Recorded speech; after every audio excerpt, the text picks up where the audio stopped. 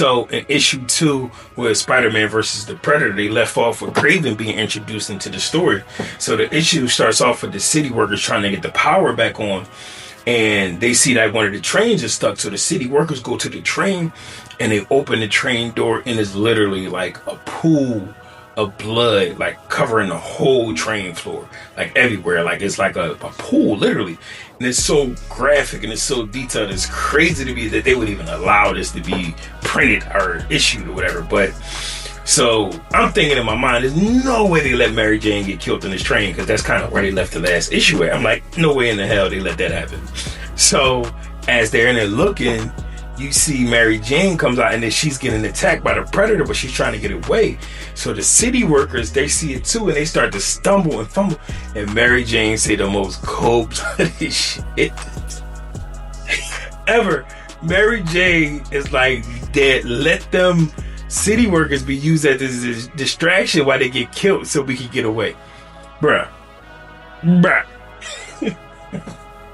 In no world would I see Mary Jane using human sacrifices so she could escape.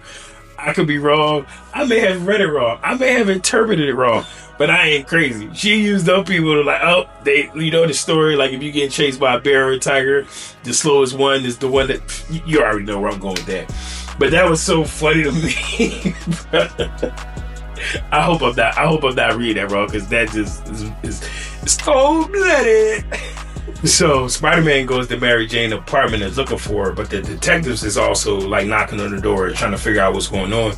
But she hear and see that Peter Parker is there, so she started thinking that Peter Parker is one of the killers, obviously. So they started looking into Peter Parker, like naturally what happens in Spider-Man, you know, lore. So as that happened, and they cut to Kraven, and Kraven is doing his investigations, and Kraven been so bored, but now Kraven is so excited. Kraven sees a mirror when he's seeing all these bodies that's mutilated, that's cut up, and they are tortured, and limbs is missing. And he like, you're like me, you're a collector. You are taking pride in your work. The precision of how you cutting his skin off is immaculate. And Kraven is just like super hype and excited to see the work of this Predator, because he know he got a real threat that he's able to hunt. So Kraven is like getting his rocks off with these murders, bruh. So the cops pull up, they try to hunt Kraven down, but Kraven end up getting away or whatever. And I'm excited to see where this Kraven thing go. I'm super excited. I'm more excited about Kraven versus the Predator than I am Spider-Man versus the Predator, to be honest with you.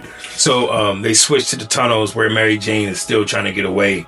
And that was the to be continued of this issue 2, Spider-Man versus Predator. This stuff is so entertaining, man. It's so interesting. If y'all have read this comic, let me know what y'all think. But we're gonna go to the next issue.